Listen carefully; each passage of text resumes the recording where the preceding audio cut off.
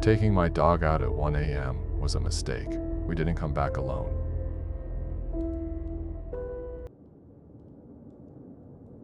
There's something wrong with my grandmother's building, and I think I brought it home with me. My worst habit is waiting until the world is dead asleep to take my dog Kismet out for her last walk of the night. It's a selfish thing. I worked for my grandma Zofia's condo, and by 1 a.m., the crushing quiet of a building full of septuagenarians is a kind of freedom. No small talk in the halls, no one asking me how Zofia is doing, just me, Kismet, and the silent, sleeping city. After tonight, I would give anything for the cheerful interruption of Mrs. Gable from 2B asking about the weather. The walk itself was normal. The air was cold and clean, biting at my cheeks. Kismet did her business, and we headed back inside into the suffocatingly warm lobby. The air immediately felt thick, heavy, like we'd walked into a room someone had just left. I shook my head, blaming the abrupt temperature change, and we walked to the elevator. 3rd floor, I mumbled to the empty metal box. My voice sounded small and stupid. The doors slid shut with a soft whoosh. Kismet sat at my feet, her tail giving a single lazy thump against the floor. And we waited. Nothing happened. The elevator just sat there, humming. The air grew colder, a damp cellar chill that had no business being in a heated building. Finally, with a soft chime, the door slid open again. I peered out into the lobby. Empty. The fake ferns were still. The mailboxes were shut. No one was there. Weird, I muttered, and pressed the 3 button again, holding it down this time as if that would make a difference. The doors closed. This time, the elevator gave a sudden, violent lurch. Not up, but down. My stomach jumped into my throat. The little red digital display above the door, which should have read 1, then 2, then 3s, flickered erratically before settling on a single glowing letter. There's the lobby, G for the garage, and then floors 2 through 6. There is no basement. There is no B. The door slid open. I wasn't looking at a basement. I was looking at nothing. A wall of pure, silent, featureless black. It wasn't dark. It was empty. A void. The light from the elevator didn't penetrate it. It just stopped at the threshold, cut off like a razor. There was no sound, no air movement. My brain screamed at me, a frantic, primal terror. Kismet was pressed against my legs. A low, desperate whine caught in her throat. My hand flew to the closed door button, and I hammered it until my knuckles ached. The doors slid shut on the emptiness, and with another groan, the elevator began to move. Up, this time. Thank God, up. The indicator lit up. 2. I shuffled toward the door, pulling Kismet with me. 3. My floor. It didn't slow down. 4. My heart hammered against my ribs. 5. I jabbed uselessly at the 3 button, then the door open button. Nothing. The elevator kept its slow, steady climb, finally stopping at the top. 6. The 6th floor was supposed to be the penthouse, but it had been vacant and under renovation for as long as I could remember. The doors opened onto a scene completely different from the other floors. No carpet, just raw, dusty concrete. Exposed pipes snaked across the ceiling, dripping rhythmically into a puddle in the far corner. And half folded into the shadows of that corner was a man. He was tall. Impossibly tall. His head was bent at a painful angle to keep from scraping the pipes. His neck craned forward. His limbs seemed too long, his joints in the wrong places like a badly assembled marionette. He wore what looked like a janitor's uniform, but it was dark and stained. I couldn't see his eyes. They were lost in the deep shadows cast by his hunched posture, but I could see his mouth. He was smiling. A huge, impossibly wide smile that stretched the skin of his face taut. It wasn't a happy smile. It was a strained, painful thing, the kind of expression a person holds for a photograph for far, far too long, until the muscles start to burn and tear. He wasn't looking at me.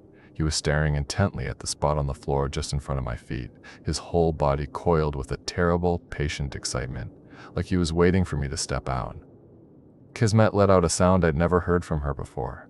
Not a bark, not a growl, but a deep, guttural roar of pure threat. The doors slid shut. The elevator started to move down. the floor indicator went insane. It flashed 814, a series of alien symbols, the word E-roar, before finally, mercifully, stopping on 3. A soft chime. The doors opened to my hallway. My floor. I could see the familiar, ugly landscape painting at the end of the hall. I breathed out, a ragged gasp of relief. I took one step forward. Slam. The doors crashed together with the sound of a car wreck, so loud and violent it vibrated through the soles of my shoes. They missed my foot by less than an inch. My blood ran cold. Slowly, teasingly, they slid open again. An invitation. A dare. Kismet was pulling back on the leash now, her claws scratching against the floor, whimpering. We were trapped. The main lights in the car flickered once, twice, then died. We were plunged into darkness for a heart-stopping second before a single emergency bulb clicked on, bathing the small space in a sick, orange glow. The panel of buttons sparked, a smell of burnt plastic filling the air, and then, with a deep groaning protest of metal on metal, the elevator began to sink. No buttons were lit. We just dropped.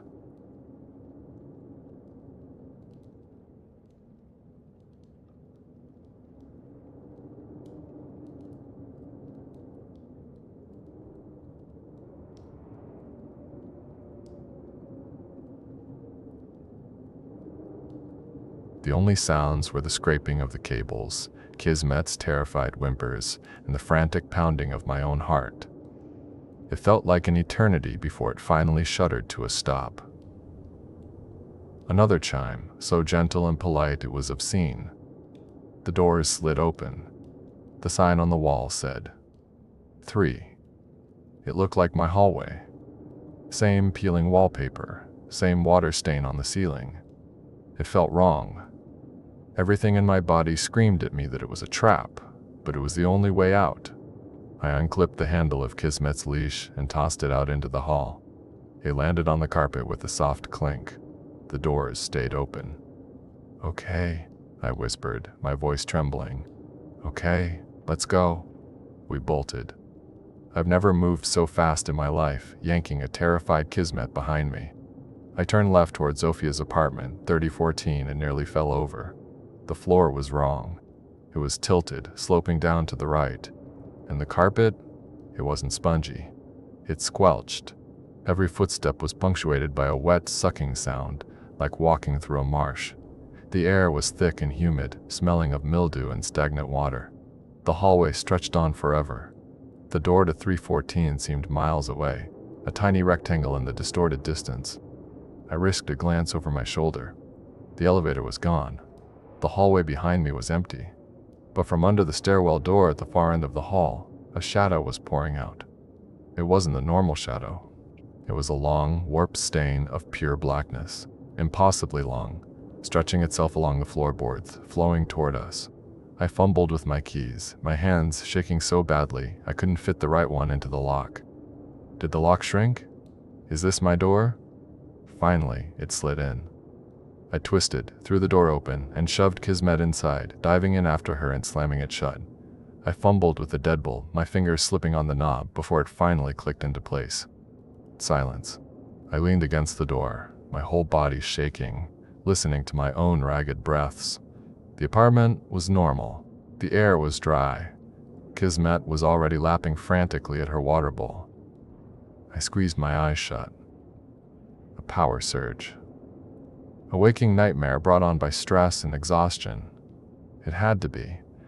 I stumbled to my bedroom and collapsed onto the bed, not even bothering to change.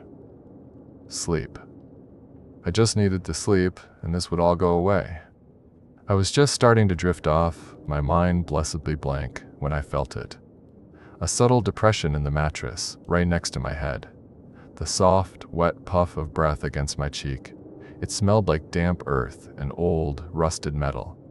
Before I could move, before I could even process what was happening, I heard a sharp yelp. It came from the floor, across the room where Kismet's dog bed was. And then a voice whispered right into my ear, a long, drawn-out sound like a deflating lung. "Found you."